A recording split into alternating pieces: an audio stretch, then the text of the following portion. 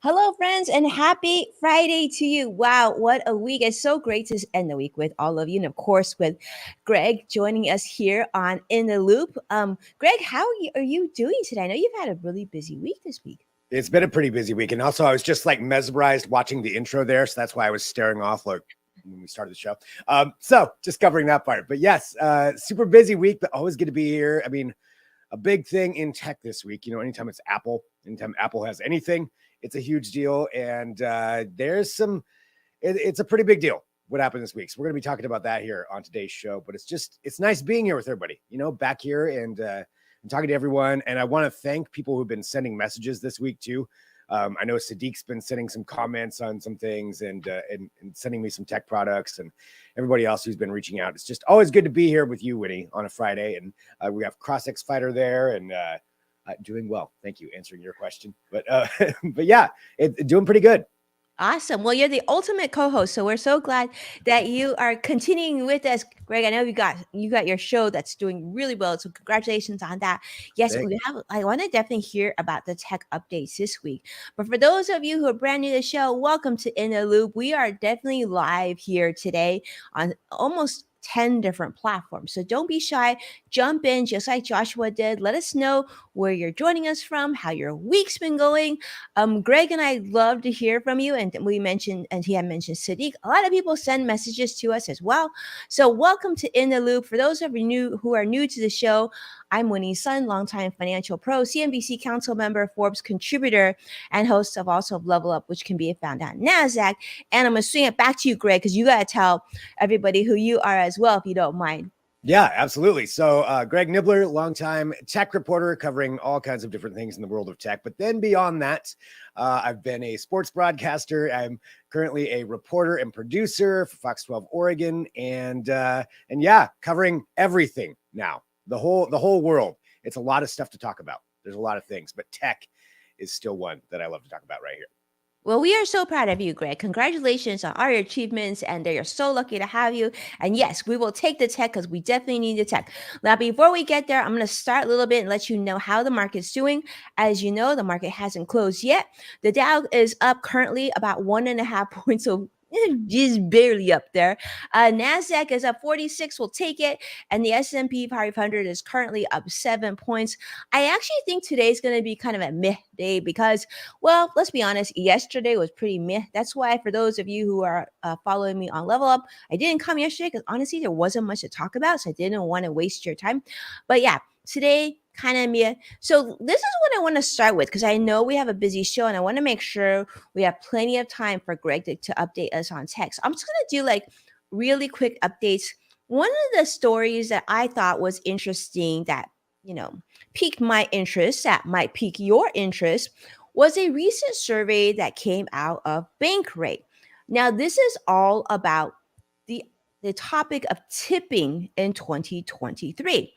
As you know, when you go to restaurants or whatnot, if you have good service or even service in general, it's usually customary here in the United States to tip, right?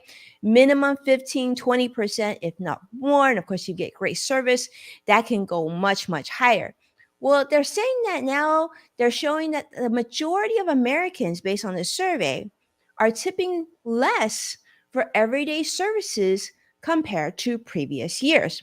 In fact, I don't know if you've been to a fast casual restaurant or even like a bakery or whatnot. Sometimes what they do is they have you pay and then you turn the thing over to you and they ask you if you want to tip. But in that case, you're not getting service. You're just paying. But you feel compelled to tip. This was sort of an article that came out in the last few weeks as well. So the whole discussion about and confusion, to be honest with you, about whether or not to tip.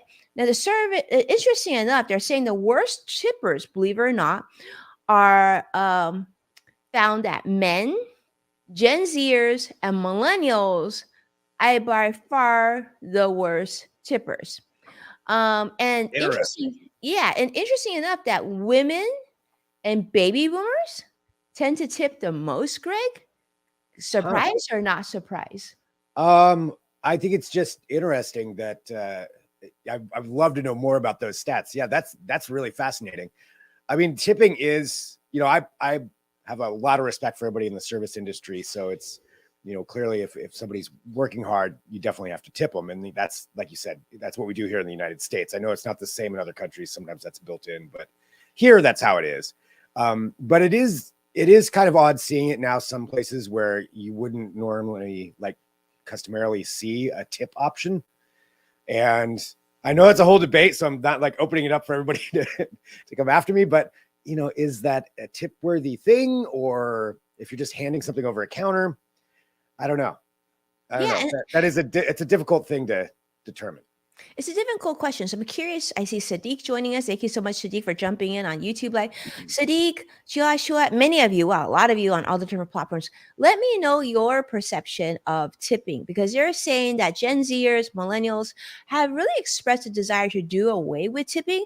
To be honest with you, I do feel like it would be good to do away with just general tipping in general. I mean, just add it to the bill so it's just there, so it's a Right. non-issue, but it is a very uncomfortable situation, and I've read a lot about people being unhappy about this. So let's say you're picking up your coffee, or like you're picking up your burrito, or and then you sort of feel compelled to tip 15-20%. Well, really all they did was take your order, and the experience wasn't that good, but because of social reasons and stress you feel like you need to. So this is part of Yeah. the article, and they're saying, but here's the thing, the flip side is a lot of businesses should be paying their workers better instead of relying on tips. This is 41% of those surveyed were saying that. So this is one of the gripes, declining trends, just talking about like sit down restaurants, hair salons, barbershops, food delivery. They're saying is one area that's really been impacted, so much so that some people don't even want to have like their food delivered because all these excess fees and tips. They're like, they'd rather just go pick up their food.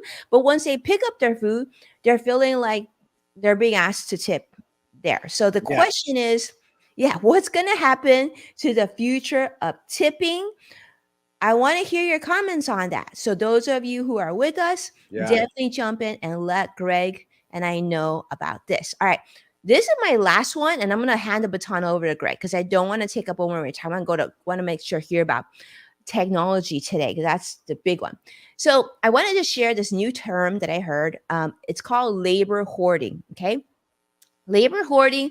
I want to make sure this term is on your radar because people are talking about it more and more.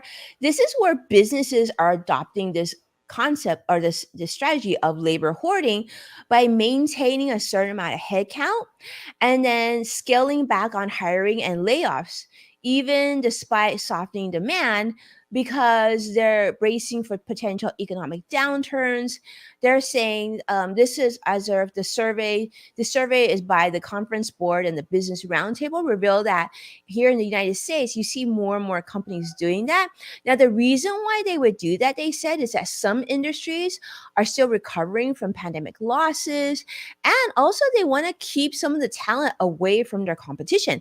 Actually, I read quite a bit about this at Meta, at Facebook, saying that in some cases they would actually hold on to employees and have nothing for them to do all day long because they wouldn't want to lose certain engineers and whatnot to other organizations or like their competition. So yeah, Wow. weird, right? Yeah, that is weird. I mean, I guess, if you're gonna have somebody who is a very, very skilled in one particular thing, you want to hold on to them, but you're just paying them to do nothing. That's an interesting job. They're paying them to nothing. Yeah. And then, you And know, probably pretty well too, I'm going to imagine.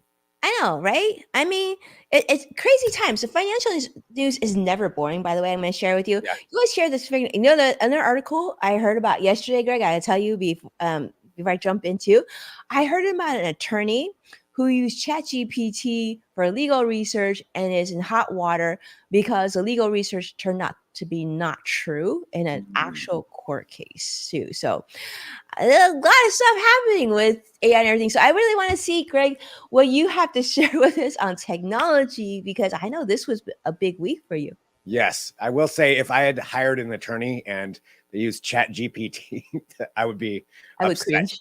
I would Yeah, be upset if that if that happened. That costs a get a lot. refund quickly. Yeah, exactly. Yes, tech. Let's talk about that. So Apple this week kicked off the Worldwide Developers Conference, and so this is their huge event that they have every year. Google's got one. Everybody's got their big events, but this is Apple's, where they sometimes make a splash. Sometimes it's not the hugest announcement. You wait till the iPhone later on in the year. But then they have a whole week of conferences where they teach all the developers how to use their products, use their platforms, and build better things. But they did have a big product this year, and you've probably seen it, probably seen something about it online. It is Apple's release of their VR, AR, mixed reality headset. This has been talked about literally for years, that Apple was developing something like this. And then it'd be like, oh, are they going to release it now? Is it going to be in the fall? It's going to be, when's it going to happen? Well, it's finally happened. And this is their answer to that entire world. And it's to virtual reality, augmented reality, which is, layering something over the world as you look at it. And that combined being mixed reality. And it's pretty impressive. So taking a look at what it can do. So if you're looking right here, he's obviously sitting in his living room. And what you're able to do is pop up different displays and apps so you can use it just like you use your computer. So you can use it just as a Mac. Maybe you want it floating there in the room. And, that's one of the options that you can do. You can use all those different apps. You can have all that different things that you normally would do. And you control it by your hands. So you see his fingers there moving around. That's the way you do. You don't have a controller. You don't have anything like you would have with, say, like a Quest headset or a Meta headset. This is all using fingers. So that's how you're controlling everything. So much so you can even get a virtual keyboard that you can type on that just floats there in the air. You can use a regular keyboard and have that attached to, you can use that stuff if you want to. But yeah, there's an perfect example right there of he's got the virtual keyboard up, has all his different things open, his messaging, is checking out, I don't know, bedspreads or something, whatever he's got going there. And then, some kind of gaming thing over on the side. So you can have all of those things happening all at once while you're using this headset. And it's all overlaid there over the real world. So you can still see your surroundings, see your environment. Looking at the headset itself, you'll see that cable that comes off of it. It does have to be attached to a battery, but that's the only external thing that you have. So you stick your battery in your pocket and that's about it. Here's an example of the entertainment side. So you can create a virtual screen that is virtually 100 feet wide. So when you're looking at it, so you can have this gigantic movie theater. That's something that we've seen with other headsets as well, but this is just combined in as another feature in here. And that's in 4K and, supposedly stunning imagery in that. So you've got that option.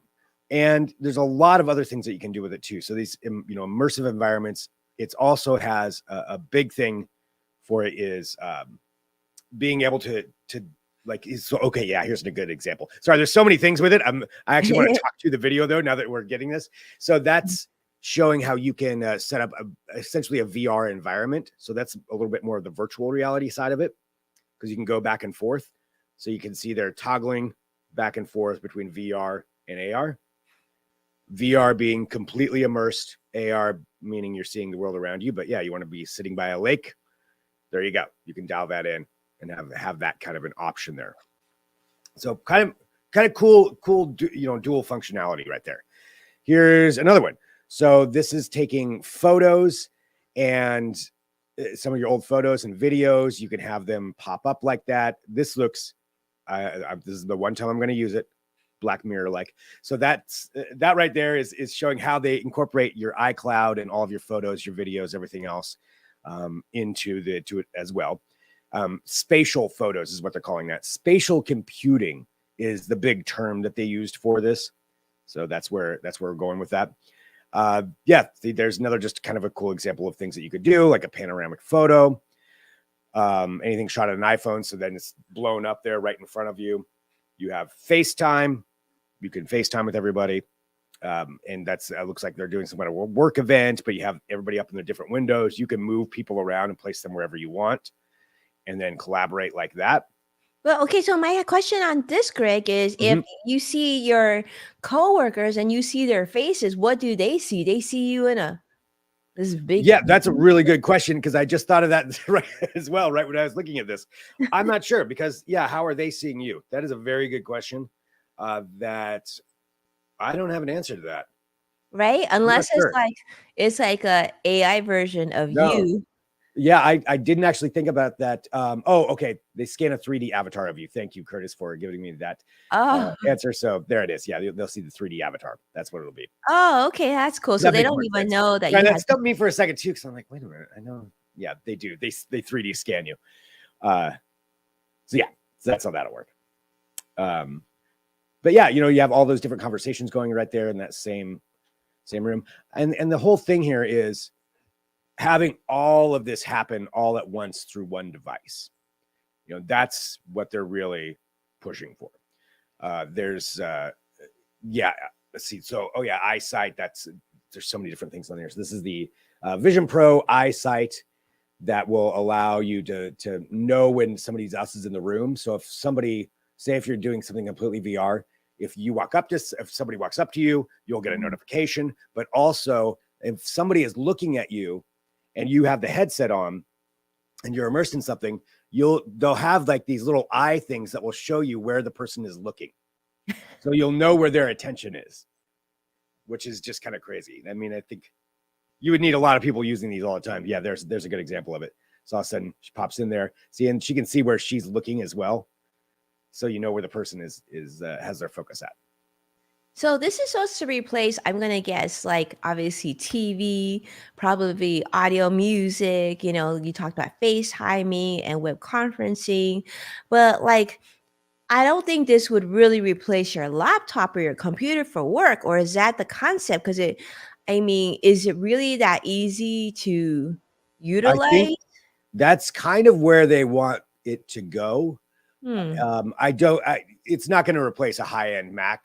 Maybe Mhm. MacBook, not right now. Not yet. But as far as things that you do on, say, an iPad or your phone, Uh-huh. you can do pretty much all of that stuff through this. It'll work with all the iPad apps. It'll work with the iOS apps, or a lot of them anyway. Will work. Let's see. Reading Sadiq's comment, the real of Apple's Vision Pro is how the developers will they purchase, or Google will give to developers because most of the developers cannot afford one. Yeah, that's a good question. I don't know if Apple's going to necessarily be giving them out to everyone, but that's the other thing though, because this, unlike say, if you're using a Meta headset, a lot of that's designed around VR. A lot of it you have to have specific apps. The Apple Vision Pro can run pretty much anything. So you can develop Hmm. things that are specifically for that, but you can also use regular apps within it. Cool. So it's not like the developers have to create something specifically different for that in order for it to work within that headset. But Granted, some will want more. 3,500 is steep. I mean, we talked about this earlier this week too. Like Yeah, 3,500 could buy a lot of things. I think like yeah, especially it will be a specific type of person to buy the first rendition of this at $3,500. I yeah, do think this is a minority group of people, yeah. probably hardcore people. So Greg, are you getting one of these? Not for $3,500. No, uh, no, I don't see enough of a use case for it myself. I mean, that price is just so ridiculously high. I mean, you could get a VR headset from Meta for $300 versus, that makes it seem so cheap now. Yeah, However, I mean, the product itself, it really is incredible. This it probably looks is, incredible. Probably the best. yeah, Yeah. it's probably the best headset that's ever been created, Is it just 10 based times on what. better than Meta? Probably. But like I think like what I would like to see, Greg, is that, the traditional movie theater, I would love them to show up, new releases in this headset. I think that could make it interesting, Yeah, right? Because then you could get the full movie experience without actually having to go there. Like imagine you sitting at home and catching the new like Star Wars or Marvel movie. yep, That I think that would be a selling point. But right now, like we all have other items that can do what this thing can do, and we can hold on to our $3,500 for right now. right, yeah. I mean, that entertainment side, that is something they mentioned too. So different, especially combining it Apple TV Plus and like some And movies. Disney. I think they're bringing. I think Sadiq had mentioned too that they're bringing Disney onto this as well. Disney Plus. Probably, yeah, that Yeah. sounds right. Because one of the things they're talking about with the experience. So going back to that spatial computing, the Hmm. spatial audio that they have in there Hmm. is, if anybody has tried spatial audio, you know what I'm talking about. But it's essentially the way that they can direct sound. And I guess for this one, it's pretty amazing what they've been able to do. So spatial audio, if you have the right headset or the right, AirPods, it sounds like sound is coming from different places, where it would be in a room. So you're watching something, the bird's chirping over here, or something is clattering over here. And it feels like that's what's going on in the room. That's what they're able to do with this as well. So the sound when you're watching the movie is going to be pretty amazing. But again, getting back to it, $3,500. It is going to be very few people that are going to be purchasing this. I think it's the same people who would go out and buy like the solid gold iPhone or whatever would come out. That's ridiculously expensive. Hmm. That's the market that's going to be getting this, I think, to start off with. The difference here between what they're doing and what, say, Meta is doing, or even Microsoft has their HoloLens, which is very much focused on business purposes. Hmm. That's kind of their market. It's expensive as well, but it's really hyper focused to specific industries. This, they're saying it can be everything all in one. If the This is price, definitely the one to get of the three, right? This is the coolest one oh to yeah, get. this is the It just coolest comes one. with a really high price tag, and the Yeah. usability, I think, isn't quite there yet. Like, if you could do even more, there's got to be something else. I feel like there needs to be one more bigger selling point that's just like, whoa, like a no brainer. I don't think it's a no Yeah. brainer yet. Yeah. No, not at that price. I mean, I think if Mhm. everybody had these, then and the price were down, then you could probably really start seeing some more use cases if you're interacting with people more. And I don't think it's there it's yet. interesting the timing too, Greg, because we were just hearing how Amazon and Google and all these guys, they want all these companies, I should say, all want their employees back into the office. Like, so why are you launching this now? Because certainly you wouldn't have employees back in the office using these things at their desk, would you? Because why couldn't they just do Yeah. that at home then? Yeah. I mean, that's a good point on that side of things too. It'll be interesting to see where they go with it, if they can get the price down. But yeah, and seeing what else people can do with it. I'm seeing Curtis just made a comment here too. It's probably for developers first to see how it will play out next year. Yeah, Mhm. certainly. Yeah, developers, to see what they can do with it, what they can come up with. I'm sure they're talking to some of the developers who have been working on some of the other VR headsets. Those new experiences, that wow factor that you're kind of mentioning, Winnie. Yeah, that may be coming later. And can the internet handle this too? That's the other thing, right, Greg? I mean, I could see, like, let's say, for example, this would be amazing when you're traveling, right, in your small Oh yeah, space. Like, let's say an international flight or even domestic longer flight, you have this thing, you don't have to carry your laptop and your tablet and everything else. But can the Wi-Fi maintain this on a plane trip, right? Or on a long road trip? Um, I think like that's where it needs to be. And is the internet or the speed of internet able to handle this sort of device on the road? At that point, there are going to be people that could then justify an investment like this. yeah. I mean, it'll probably depend on that. It's doing a lot of the computing power within the headset. I Mm-hmm. believe it's an M2 chip in this thing, so it's a pretty powerful computer of its own Mm, in its own right. But yeah, okay. that would be that would be part of it too. There's a lot of questions, I think, and clearly this first one coming out, I think they know most people aren't going to spend $3,500 to be getting this. They will have some though. There will be people buying this for sure. Very well. But Sadiq was just saying the battery on this is only 2 hours too. So Yeah, so that's that's an that's not issue. the I'm gonna longest guess too. there might be some ways you can add on to that, but yeah. So you know, we'll see where it goes, but it's certainly a big announcement, and it's definitely Apple's big push into this that Mm-hmm. that arena. This is super cool. I hope you get to try one of these, Greg, and let us know how this goes. Yeah, I do want to try one. So Apple reps, I'm available for that. I know there's not very many people who have actually been able to use this yet. They to don't sell actually it yet, try one right? on. I believe even at the Apple event, they wouldn't let them put it on. They Oh. could look at it. There's probably a few people out there who have tried it out. I'm pretty sure, but still, not a lot of people yet have been trying this. But I'm available to do that. So there we go. That was the big thing from Apple this week. Very cool. Thank Apple you so Vision much, Pro. Greg, for that update. Yes, I did have one last thing. Just because it's this show, I had to find a robot to talk about. So there is a robot.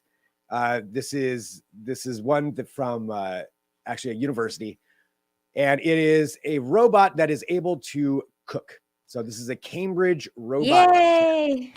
And the way it works is it's a series of arms. And the way this robot works is it actually watches videos and watches other people cook and makes these are salads that they're doing. But it watches that and then it learns it and then it's able to recreate the recipes. So you What? can have one of these at home. And yes, they're filming themselves making these recipes. And then the robot is analyzing all of that, then knows how to do it and then can recreate it. So you Holy really could have moly. a robot chef at home. Oh my goodness. Brain, In like theory. just okay, so imagine, you're watching a video of a Michelin chef. I mean, Thomas Keller has videos. I'm just gonna say that. So, like, Thomas Keller is making his legendary blah blah, blah really hard dish, and then you could have your robot make it. Wow, talk about solving that tipping issue that we talked about earlier too. Yep. That's Yeah. bananas. That is what I want in my kitchen.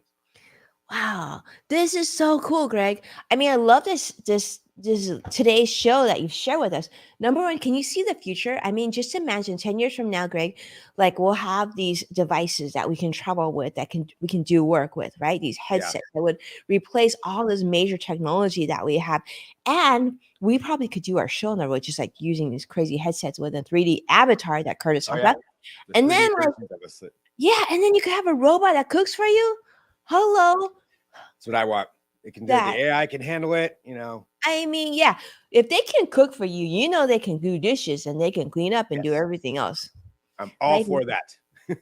So, yeah, that's the thing I was reading too, Greg. One of the things that you're saying about AI with technologists, I read in financial news, they're saying like at some point, AI is going to do most of it. So you don't have to do much. So, like, yeah. So are we Yeah. not going to have to work so much anymore? What are we I don't going to know. do with all I our think there's time? a lot of we'll have to see how all that shakes out. Whether Hmm. there's AI versions of us that are doing this show now, I don't know. Hope not. AI I Greg. already enjoy it. But it's either way though, there's always so much to talk about and so much fun having these talks and sharing this stuff and then hearing feedback. And that's why I always love people who are leaving their comments as well. So please continue to do that and let us know what you think. Thank you, Greg. Amazing show. And and thank you everyone for being here and tuning in with us. If you have any articles or news that you read or you think that should be on radar, videos, whatever, and we want to do a huge thank you to Sadiq for doing that and sending all of us information. Definitely share it with us on social media. Make sure to tag at Greg Nibbler, at Winnie Sun. And if you do share our show, do the same so we can properly thank you on the show. I want to say huge thank you to Joshua CrossX Fighters on YouTube. He's always been so supportive and sharing our show afterwards. So we truly appreciate Thank you. But with that, I know, Greg, you've got to go. You got to get to filming. So I we do. appreciate you doing this. Thank you so much, everyone. Have an amazing weekend. And then we'll look forward to, I guess, Greg, are we regrouping next week? I think so. Yay. Okay. Yeah. So we'll see everybody next week. Have a wonderful week. Stay well, stay safe, and stay curious. Take care. All right. Bye.